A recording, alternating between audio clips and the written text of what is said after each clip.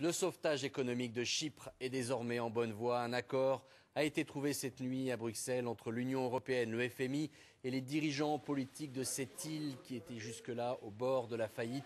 Le plan d'aide prévoit d'aller jusqu'à 10 milliards d'euros. François Baudonnet, bonjour.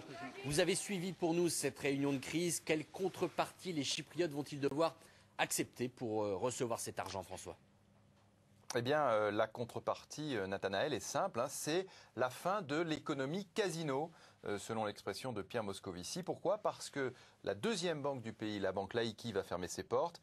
Conséquence, il y aura sûrement des centaines, voire des milliers de licenciements. Deuxièmement, les capitaux supérieurs à 100 000 euros seront d'abord gelés, puis ensuite ils seront très lourdement ponctionnés, peut-être à hauteur de 40%, ce qui posera, on s'en doute, de gros problèmes avec la Russie. Mais les petits déposants, et c'est la grande différence par rapport à la semaine dernière, eh bien les petits déposants seront, eux, épargnés.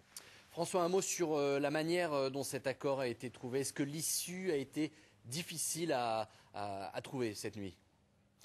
Eh bien, on a vécu ici un psychodrame à l'européenne, c'est-à-dire avec un accord, comme on semble malheureusement les aimer, c'est-à-dire au forceps et à 3 heures du matin.